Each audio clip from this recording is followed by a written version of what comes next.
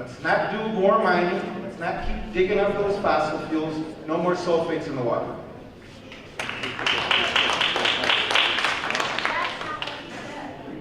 Okay, I'm not monitoring you. So, Steve and Christine need some chance to catch up. Do you have actions trying to gather that?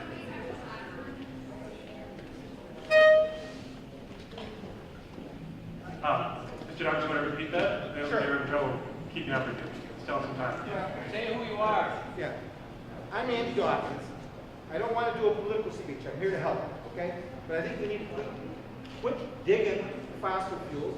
You need to have an Attorney General who will oppose the Parliament, not vote for it at the Executive Council, and somebody who's going to vote to divest from the fossil fuel industry. Let's quit digging our problem deeper. Let's not make it worse. Let's stop that.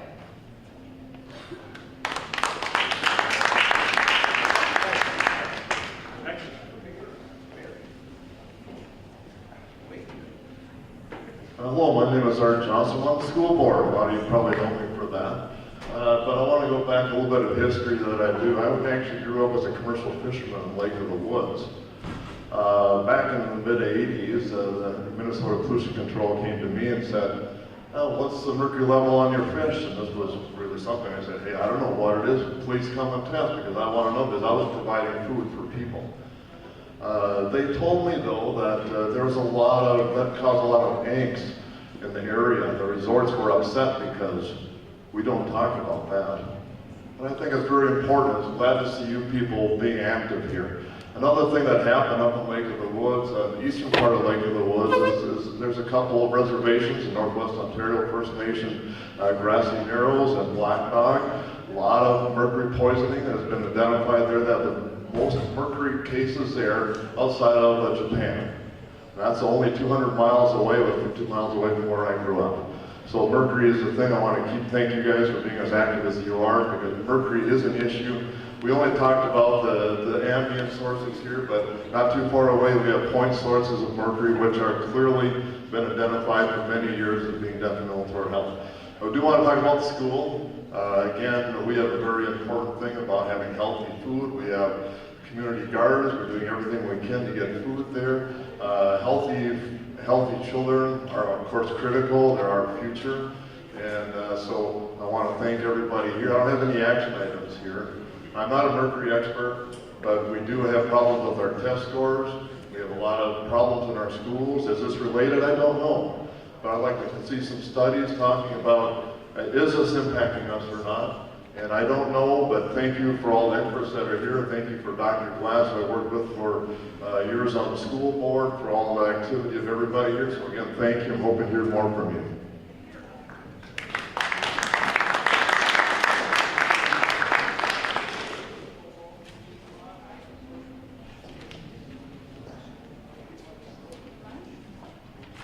Hi, I'm Paula McAfee, and I'm with Water Legacy as Alan Richardson, who's probably called you or emailed you or put this up on Facebook at least 100 times. I think what both of the last two speakers said is really a variation of the same thing. We want action to stop making the problem worse. That's what Andy Dawkins said. No more making the problem worse. And we all know what makes the problem worse. Adding mercury directly into the water makes the problem worse. Adding sulfate into the water makes the problem worse. Destroying wetlands in the watershed where the mercury is currently stored makes the problem worse. Flooding and inundation of reservoirs where there is legacy mercury, and flooding and inundation of peatlands that are harvested or heaped up or destroyed, all of those things make the problem worse. So if we were to say, what is the action step? The last two people were saying is, stop making the problem worse. And that means no more sulfate, no significant wetlands destruction, and no artificial manipulation of water levels that is going to flush more mercury into the system. So if I'm going to say, what could we do if the science is uncertain? Now that's disputed because we hired somebody who came down from Canada who's written many articles on this specific subject. He said the science is not uncertain at all. We know those things are what increases methylation. Mercury, sulfate, wetlands destruction, hydrological change. So if the science is still up in the air, then let's at least stop making the problem worse. Thank you.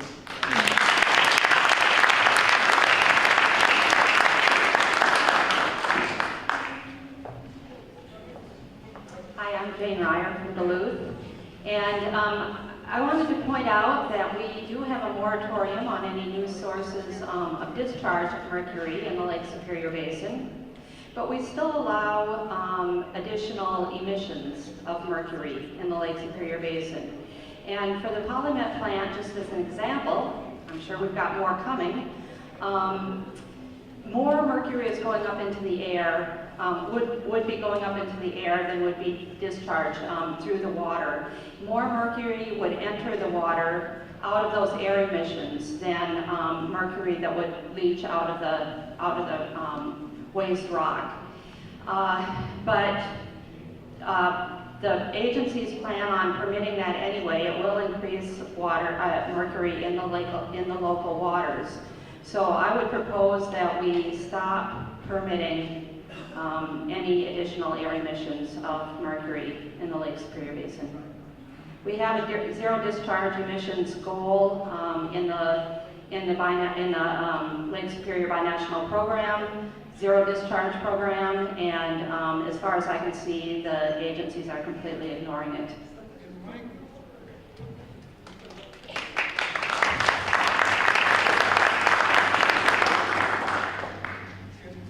Bonjour, hello all of my relatives. My name is Liz Jacla. I'm from the Fond du Lac Reservation, but I'm here to represent, myself and Anishinaabe women. I have been since time immemorial charged with working with the water and protecting the water, and so. I want to say miigwech thank you to all of you who are doing the scientific work and the grassroots work to get people involved, to do, pay attention to what is going on with our waters, because it is really of the utmost importance. Water is life. That is it. Water is life. And so this October 13th, some Anishinaabe women, grandmothers, and women from other nations as well will be walking the St. Louis River in an effort to let her know that we're watching and that we're paying attention to what's going on and that we're doing our damnedest to make things better.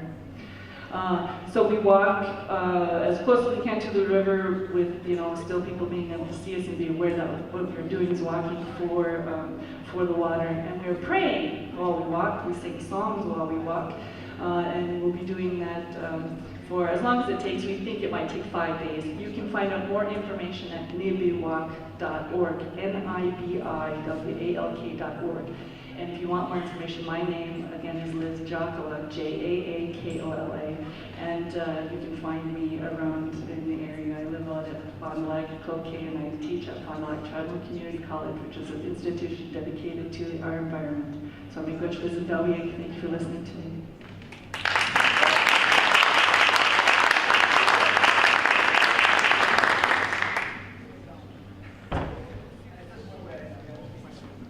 Hi, I'm Ray Script Sandman, and my friend over here, Andy, I'm going to turn it into a political speech. Well, we need some action.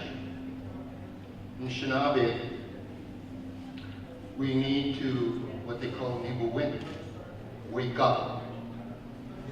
Not just the ones here in this room, but everyone here in northern Minnesota. They got another word that's called Gashkozin. We need to stand up.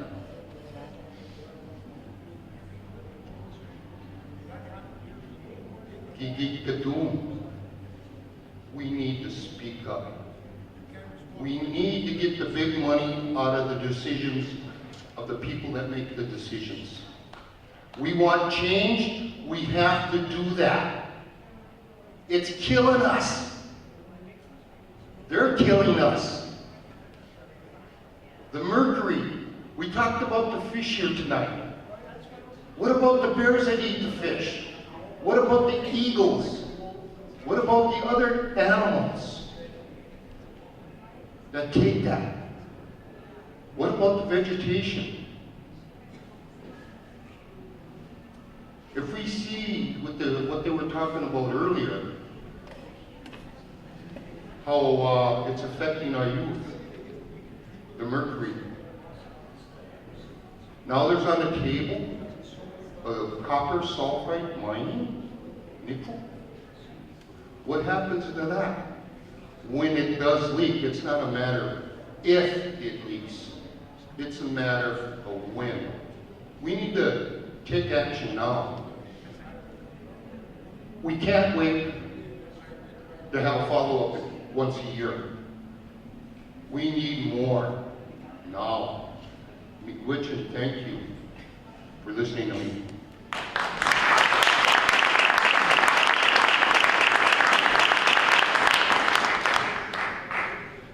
Hello, my name is Alyssa Hoppy. I'm a settler on Anishinaabe territory. I'd like to thank everyone for coming tonight. And I'd like to encourage us all to look at the knowledge that Indigenous people have been sharing with us. We have yet to have Western science catch up to that knowledge, and I think it's imperative that we look to the wisdom and knowledge that they're generously sharing with us in order to combat these problems. I think it's really important that in order to do that, we all look at usufructuary property rights, which Nancy mentioned earlier, and look at the broken treaties that have happened throughout all over the United States and start working on fixing those and looking to the bands like the Fond du Lac Band who are leading us in this science right now and take their guidance on these issues.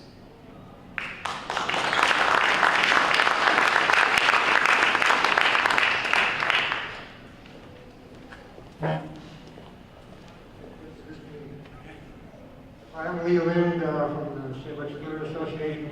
I got a couple of simple, straightforward things that I don't understand so well. Talking about the amount of mercury being put into the environment now from the mining companies specifically, and they permitted a couple, well, 10 years ago now, in the Saudi Nugget plant with a free pass on mercury emissions, air especially, and even water, where they used this phony taconite filter to say that they reduced the emission of mercury in the water discharges below the 1.3 level, and that just didn't cut it. But the PCA apparently thought that it was okay, and they issued a permit. And as far as the air is concerned, they issued them a permit for 75 pounds of mercury a year for this quarter-sized nugget plant. Okay. And they just left a space for mercury control equipment in the plant, and I think that space is still empty. If they were to be permitted, like one of these plants up there is talking about a DRI plant now, or two of them actually, if they were to permit those for a full-size plant, which is, it would be, with the same logic, it would be 300 pounds of mercury per year per plant. The state level of mercury emissions is 7,000 pounds or something like that. From these few nugget plants, you'd be getting 25% of the mercury emissions allowed in the state. Now these are just a few straightforward, simple observations that I don't understand. Pardon? Am I done? Well, thank you.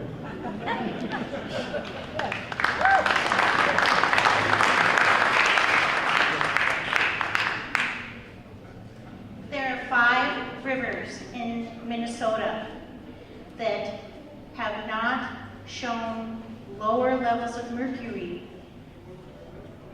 as the other bodies of water have. St. Louis River is one of them. The methylated mercury is happening. The best science that we have says the methylated mercury is there because of the sulfate in the water. And we are embarking on a plan to permit mines that will allow more sulfate into the water. We need not to do that. But we have to be aware that 5 of our rivers the TMDL process does not apply to. They are just out there without a plan, and we need to have a plan as soon as we can. And it needs to happen yesterday, not 5 years ago, 5 years from now, not 10 years from now, because this gets into the babies that are in the next generation. Their bodies take it in. The methylmercury mimics an amino acid, and their bodies take that in preferentially and try to knit up their little nervous systems with that. We cannot allow that to happen. The risks need to be taken on the side of the people, not on the side of industry. Industry has run this process long enough. It's the people's turn now. And so we need, there's just one more thing. Each one of you is a lobbyist. You hear about lobbyists and you think they must be something very impressive. They are not. You need to speak to your legislators. You need to bring your legislator and go and meet with the polluting legislators and say, stop.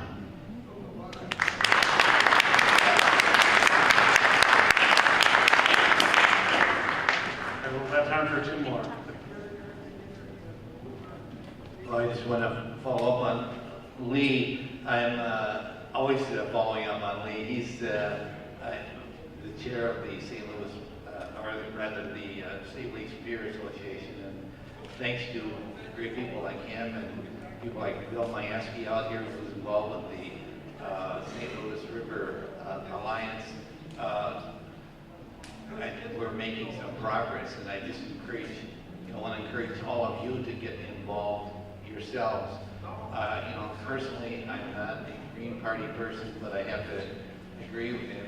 Love to see people like Andy Dawkins getting involved in the political process. And what he says is true. We got to take the money out of politics, and I wish I could think of something that we could put up there that says how we can do that. But we do have to get the money out of politics. I hate to say this, but I myself personally kind of have doubts whether does anybody really believe that this mining process, sulfide mining, copper nickel mining, isn't going to get approved. It seems like it's kind of like no matter what we say, I think someone said it better than I could. That if we don't have enough knowledge already, to make some decisions, why do we have enough knowledge to permit the process? Anyway, I wanted to say one other thing, and that is for all of you to get involved. And one way you can get involved is this weekend on Sunday at 1 o'clock, we are having a People's Climate Change March that kind of coincides with the one that's going to be in New York. And we want all of you to come out and attend that and show your concern about the effects of climate change on our environment. 1 o'clock on Sunday. Well, it's 1:30. 1:30. Where? At the zoo. At the zoo. At the zoo.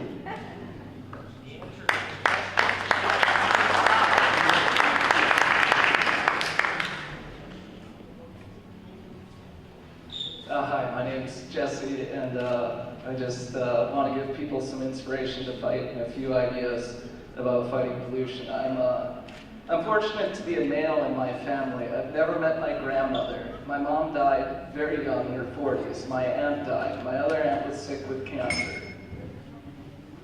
These people all died in my family. And later on in life, I figured out, after they died, that I could look up cancer clusters on the internet. And the region that my family was from was Gary, Indiana. And the type of female cancers that ravaged my family were exponentially higher there than other parts of the country, and it was due to the behaviors of the industries. And I have that going on, and my family has worked a lot with Special Olympics and worked with individuals with physical and cognitive disabilities. And when I was younger, I always thought that cancer and these disabilities were just kind of a given thing, that it was just a genetic thing, that was something that we're doomed to deal with. Well, it turns out that we're not, that they are preventable, that they're studyable, and that they're caused by things like methylmercury. And the methylmercury is not alone. We need to all remember that the methylmercury is not occurring in a vacuum. There are many other chemicals that are out there right now that are impairing people's ability to lead long, prosperous lives. People are getting cancer and they're dying. People are physically disabled. People need to be taken care of for their whole lives because of chemicals like methylmercury that are preventable in the environment, because of things like the lack of willingness on the part of the MPCA to regulate sulfates, to enact policies that say that we will do no damage until we understand what is going on. And that's what we need to do. Right now, there's nothing we lose if we do not proceed forward with mining. Right now, we have the ability to do research on birth defects. Some countries take umbilical cord samples and monitor the amount of toxins that are in babies. They take amniotic fluid, they take tissue samples from adults, and they figure out what we're doing that's hurting us. And it's bad. It has a lot to do with what we're doing, and we need to fight to stop it.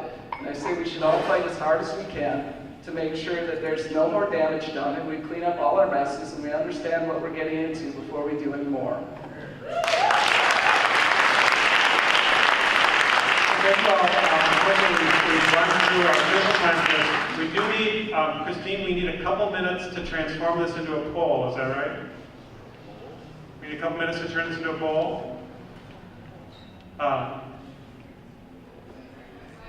So we need a couple minutes to turn this into a poll we can vote on, right? Okay, so we can either take like a 3-minute stretch break or listen to a couple more speakers here. What do you want to do? A couple more speakers. Speakers? Okay. Okay. We'll just keep, but we won't be able to get you into the poll language. So go ahead and start working the language of the poll.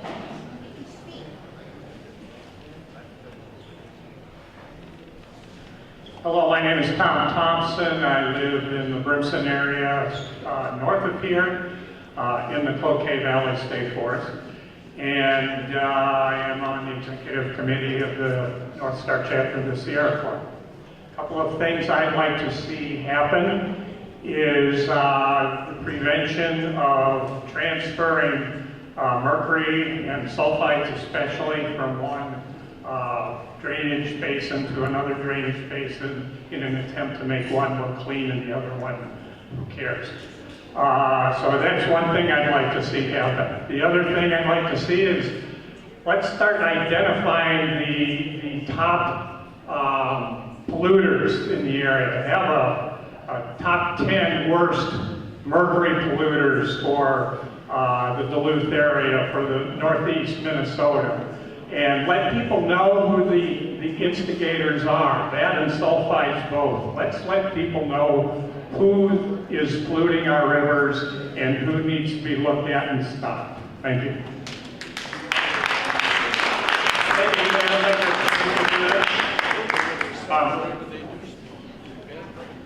So we are using this very fancy poll everywhere software. Looks like we're not quite ready to run with that. If there's a little bit of fresh coffee, if you want to just run up, get some fresh coffee, and sit back down again, we're going to get this all done by 9 o'clock. One more speaker. I can make a quick announcement. My name is Scott Bull, and I just want to let folks know that not only, as Will mentioned about the walk here in Duluth on September 21st, but we'll also be showing the film Disruption. If you haven't seen it, you can see it online, but we'll also be showing it over at the Unitarian Universalist Congregation tomorrow night at 7 o'clock. It's about 52 minutes. Naomi Klein speaks on it, Bill McKibben, and Van Jones and others. So this is a film that's preparing folks a lot for this march that's happening in New York City. So please think about coming and joining us. It'd be good to be with others as we watch this film again, 7 o'clock tomorrow at UUCD at Speed 35 College Street. Thanks.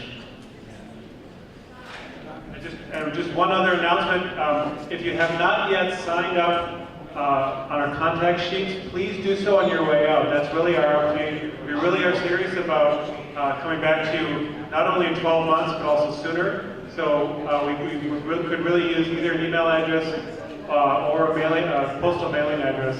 That's going to be our way to stay in touch, let you know about the progress that's been made, and prepare us to come back in 12 months to see what kind of progress we've made.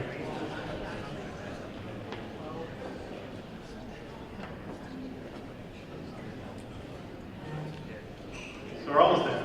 Okay, just a second.